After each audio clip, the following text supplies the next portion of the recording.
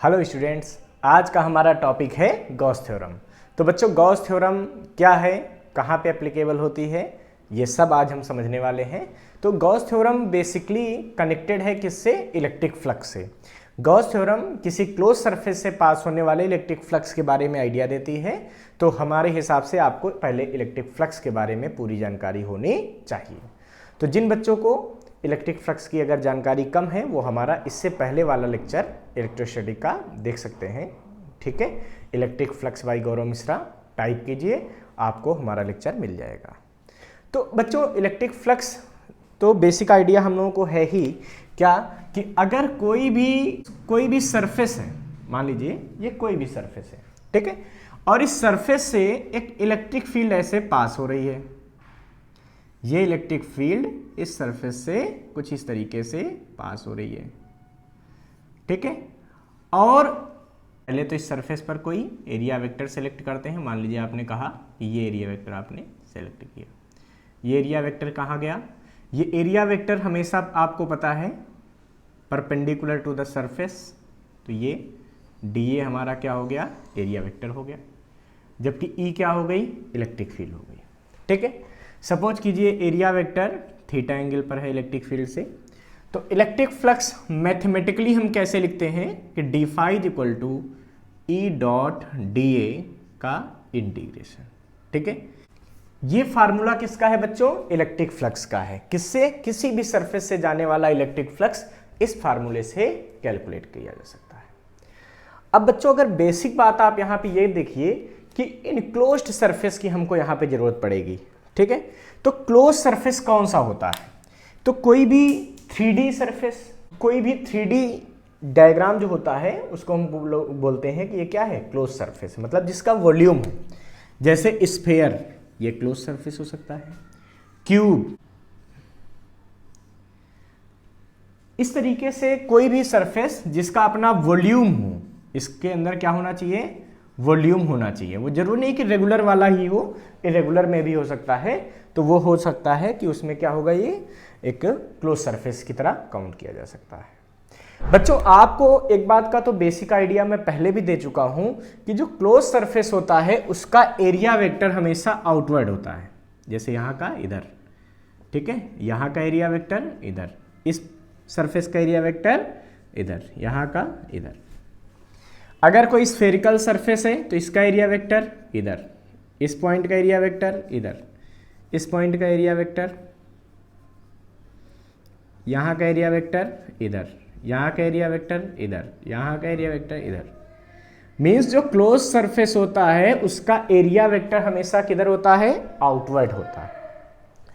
तो यहां पर बच्चों आपको एक बात और समझ में आनी चाहिए कि अगर बेसिक बात मैं करूं कि अगर किसी क्लोज सरफेस में इलेक्ट्रिक फील्ड लाइन अंदर की तरफ आ रही है, ठीक है, तो फ्लक्स निगेटिव होना चाहिए।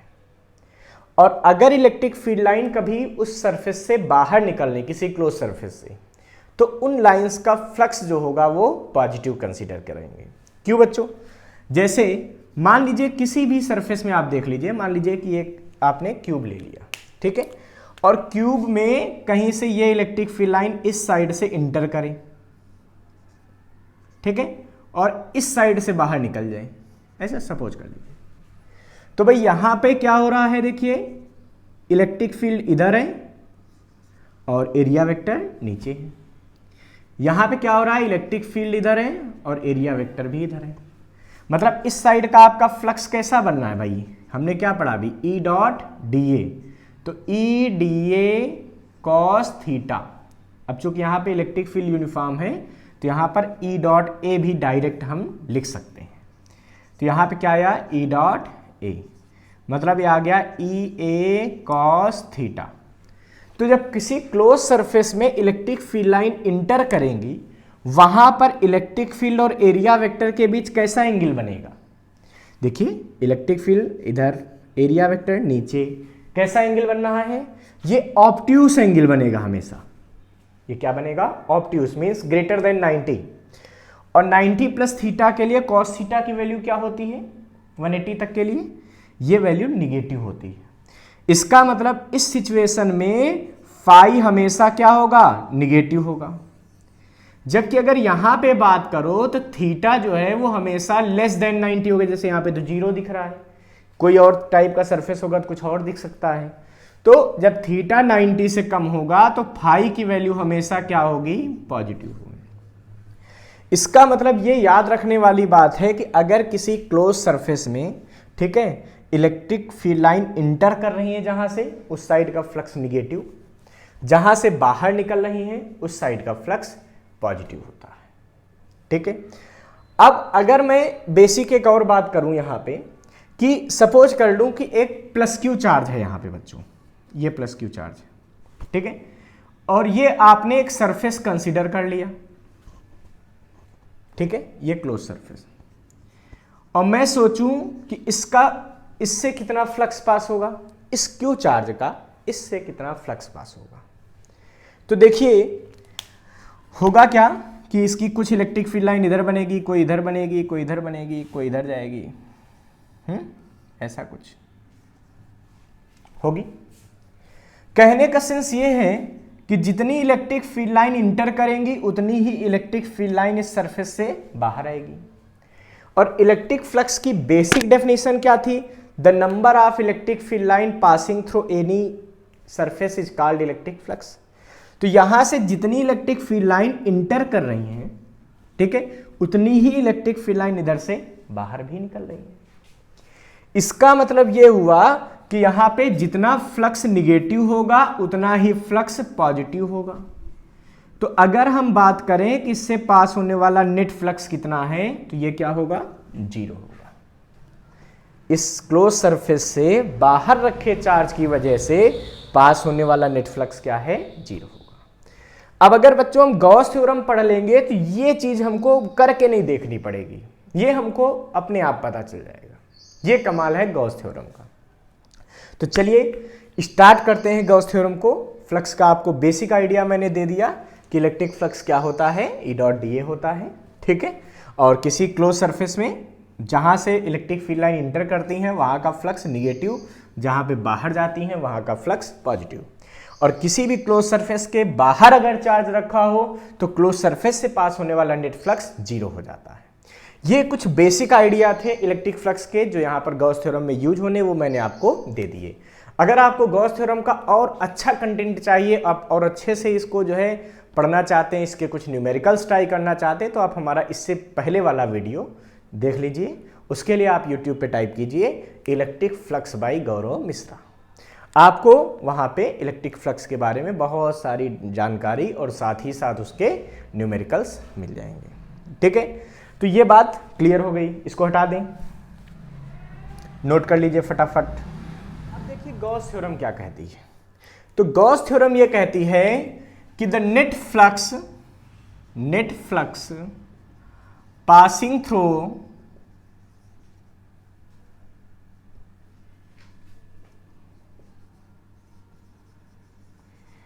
any closed surface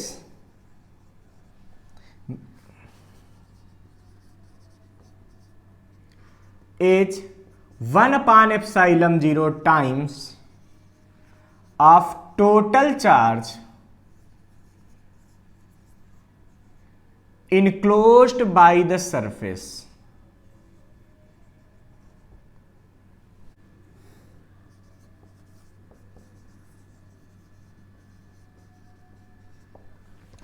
तो गॉस थ्योरम क्या कहती है इलेक्ट्रोस्टैटिक में कि the net flux passing through any close surface is 1/epsilon 0 times of the net charge, ठीक है, ये total charge enclosed by the surface.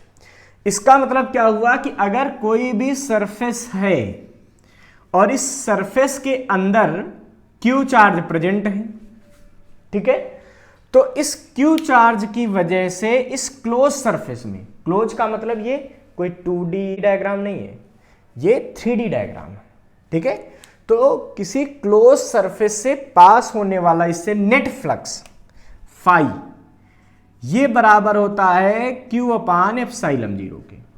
सबसे बड़ी बात है कि ये साइज पर डिपेंड नहीं करता कि मतलब क्लोज सरफेस कितना छोटा है, इसका मतलब चाहे क्यू चार्ज को इतने बड़े सरफेस में रखा जाए, चाहे इसी क्यू चार्ज को आप इतने छोटे से सरफेस में बंद कर दीजिए, चाहे आप क्यू चार्ज को किसी क्यूब के अंदर बंद कर दीजिए, चाहे आप इस चार्ज को किसी भी तरह के सरफेस के अंदर बंद कर दीजिए, ठीक है। किसी छोटे स्फीयर में बंद कर दीजिए इसको,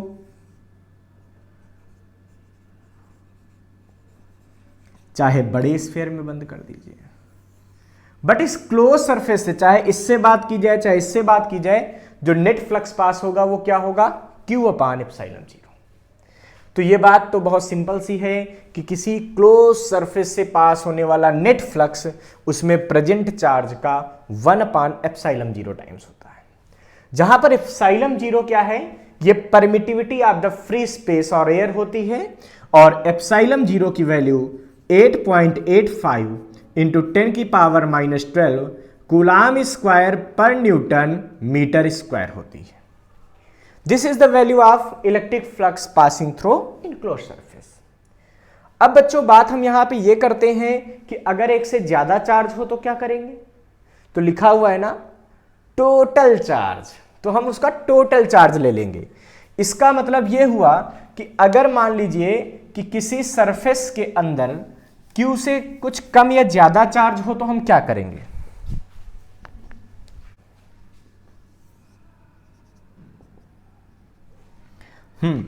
अगर मान लीजिए कि कोई सरफेस है हमारे पास जिसके अंदर बहुत सारा चार्ज, जैसे +Q1 है, -Q2 है, +Q3 है। अब हमसे पूछा जाए कि इस सरफेस से पास होने वाला नेट फ्लक्स कितना होगा, तो बहुत सिंपल है बच्चों, इसके लिए क्या करेंगे, क्या लिखा हुआ है 1 upon epsilon zero times of the total charge. Total charge कैसे निकलेगा, चार्ज इज स्केलर क्वांटिटी, तो डायरेक्ट ऐड कर लेंगे, एडिशन में मतलब जो प्लस में है वो प्लस में, जो माइनस में उसको माइनस में, अलजेब्रिक सम ले लेंगे इसका, तो ये बचेगा Q1 - Q2 + Q3 divided by epsilon zero. फटाफट, कुछ नहीं करना इसमें, मतलब ये हुआ कि जैसे मान लीजिए कि ये ऐसा हो गया, ठीक है। अब इसके अंदर ये Q1 है, बाहर ये -Q2 है, अंदर ये Q3 है, बाहर क्या है Q4 है, अंदर माइनस का Q5 है। अब मुझसे कोई पूछ दे कि इस सरफेस से पास होने वाला फ्लक्स बताओ, तो कैसे बताएंगे बच्चों, तो क्या कहता है Gauss theorem, the net flux passing through any close surface is 1 upon epsilon zero times of the total charge enclosed by the surface. तो यहां पे सरफेस से कितना चार्ज इनक्लोज हो रहा है, ये देखो Q1, Q3 और Q5, Q4 और Q2 क्या है, बाहर है। और अभी हमने आपको समझाया था कि अगर कोई चार्ज किसी सरफेस के बाहर है तो क्लोज सरफेस पे उसका फ्लक्स क्या हो जाता है, नेट फ्लक्स। अभी बताया था इसका नेट फ्लक्स हो जाता है जीरो। इसका मतलब जो बाहर चार्ज हैं इनकी वजह से इस क्लोज सरफेस पर फ्लक्स कितना होगा, जीरो होगा, तो इनको लेने की कोई आवश्यकता नहीं है। तो हमको केवल देखना है कि the net flux is equal to charge enclosed upon epsilon zero. तो चार्ज इनक्लोज्ड यहां कितना हो रहा है बच्चों, ये तो ये फाइनेट आ जाएगा Q1 + Q3 - Q5 divided by epsilon zero. ये हमारा आंसर हो जाएगा इस क्वेश्चन का, ठीक है।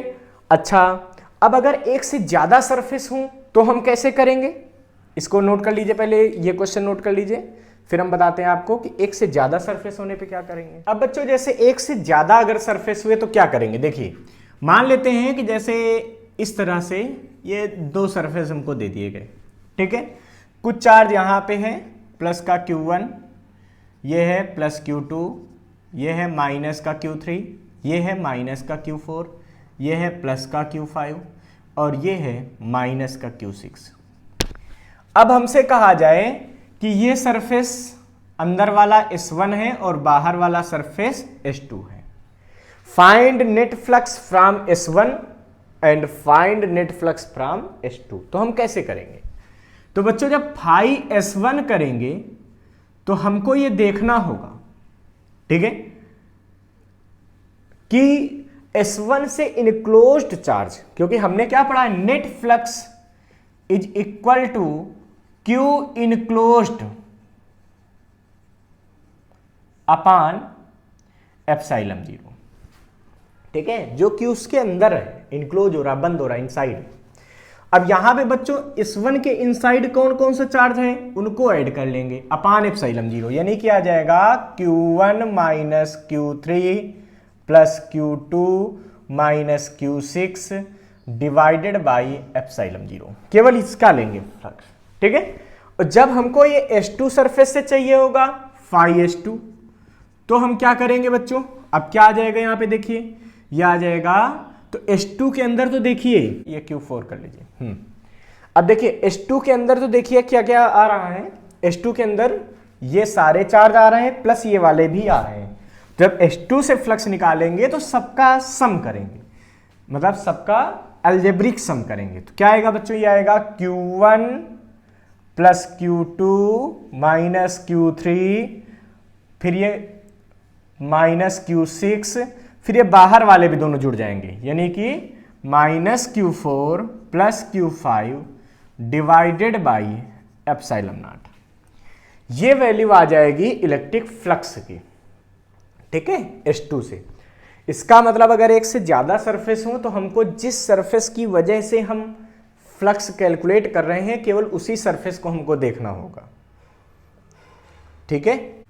अब जैसे हम सपोज कर देते हैं कि एक और हम क्वेश्चन अपना ले लेते हैं, जैसे मान लीजिए कि एक ये सरफेस है, एक ये सरफेस है, यहाँ पे 2 कूलाम चार्ज है, ये 3 कूलाम चार्ज है, ठीक है, ये माइनस का 4 कूलाम चार्ज है और ये माइनस का 1 कूलाम चार्ज है।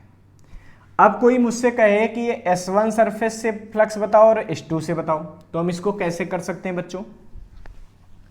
तो जब S1 सरफेस से फ्लक्स निकालेंगे तो क्या करेंगे बच्चों, फाई S1 लगाएंगे, तो क्या आएगा बच्चों, Q1 प्लस Q2, तो क्या आएगा 2 कूलाम प्लस 3 कूलाम, ठीक है, डिवाइडेड बाई एप्सिलॉन 0, यानी कि फाई S1 आ गया हमारे पास 2 प्लस 3, यानी कि 5 अपान एप्सिलॉन 0, ठीक है। और इसकी यूनिट क्या होती है, न्यूटन मीटर स्क्वायर पर कूलाम, ये हमारी यूनिट हो जाएगी। चाहे तो हम एप्सिलॉन 0 की वैल्यू भी पुट कर सकते हैं 8.85 इंटू 10 की पावर माइनस 12 और सॉल्व कर सकते हैं, ठीक है।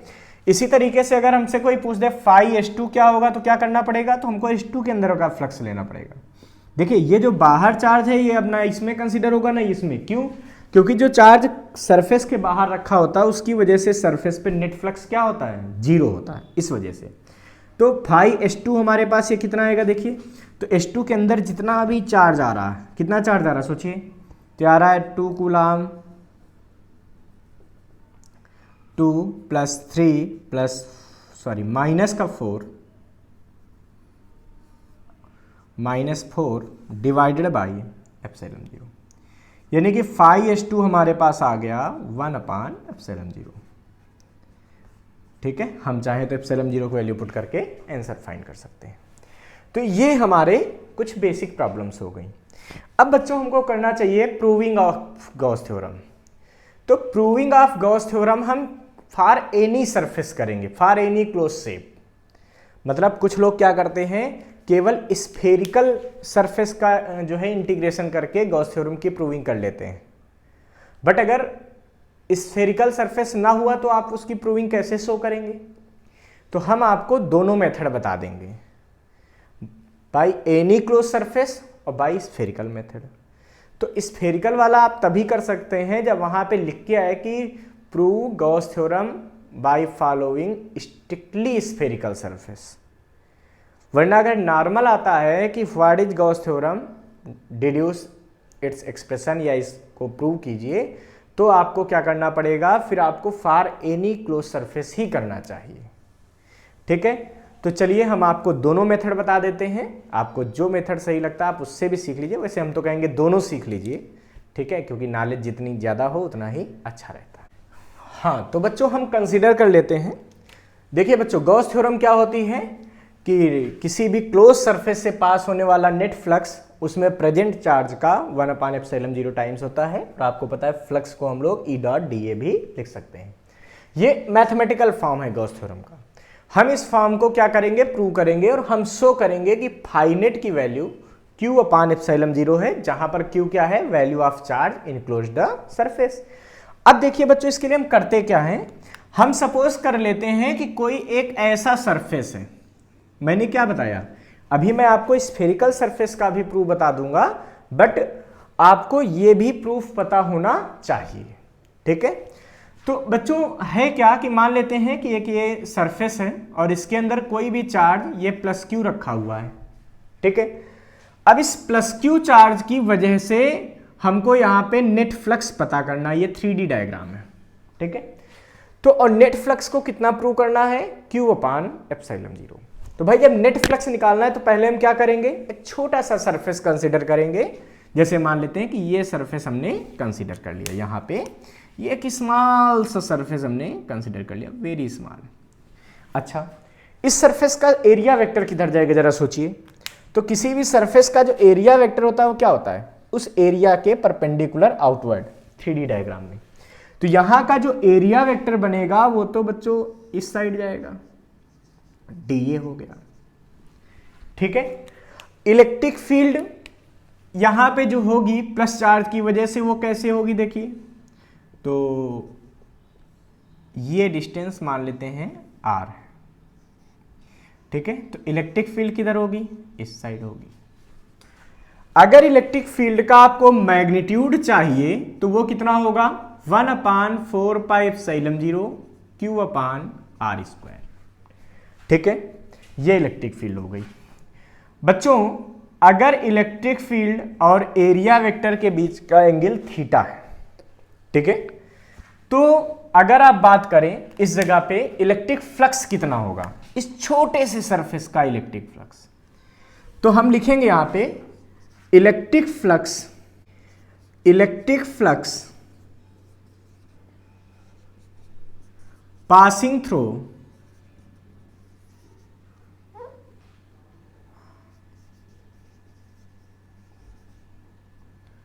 स्मॉल एरिया डीए, ठीक है। इस स्मॉल एरिया से पास होने वाला फ्लक्स कितना होगा, तो ये फ्लक्स होगा बच्चों d phi equal to E dot d A. यानी कि अगर इस फ्लक्स की मैं वैल्यू कैलकुलेट करता हूं तो ये वैल्यू क्या आ जाएगी हमारे पास, ये वैल्यू आ जाएगी d phi equal to E d A cos theta.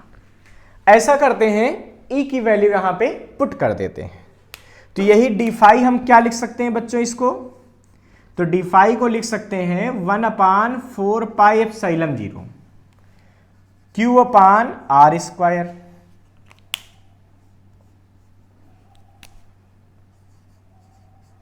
ये तो इलेक्ट्रिक फील्ड की वैल्यू हो गई into D A cos theta, ठीक है।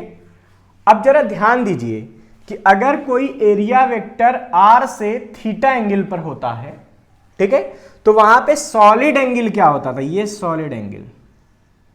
अरे अब आपको लग रहा है यार ये सॉलिड एंगल नई चीज आ गई, अरे कुछ भी नया नहीं है। अगर आपको ये रिलेशन नहीं मालूम है तो आप टाइप कीजिए YouTube पे सॉलिड एंगल बाय गौरव मिश्रा, आपको वहां पे मेरा एक वीडियो मिल जाएगा जिसमें हमने सॉलिड एंगल के बारे में बहुत ढेर सारी बातें की, आप वहां से इसको देख सकते हैं, ठीक है। तो ये डी ओमेगा हो गया, तो इस सॉलिड एंगल की वैल्यू कितनी आ जाएगी सोचिए, तो सॉलिड एंगल का फार्मूला होता है d A cos theta upon r square. कब, जब कोई एरिया किसी आर से थीटा एंगल पर, उस समय यह फार्मूला होता है कि d omega is equal to d A cos theta upon r square. तो यहां पे बच्चों d A cos theta upon r square ये मिलके क्या बन जाएगा, ये बन जाएगा सॉलिड एंगल, यानी कि डी फाई इक्वल टू आ गया 1 upon 4 pi epsilon 0 d omega into q, ठीक है। Means q upon 4 pi epsilon 0 और d A cos theta upon r square की जगह क्या बन गया, डी ओमेगा बन गया, सॉलिड एंगल बन गया। अब हमको तो चाहिए था भाई टोटल फ्लक्स, नेट फ्लक्स लिखेंगे, सो टोटल फ्लक्स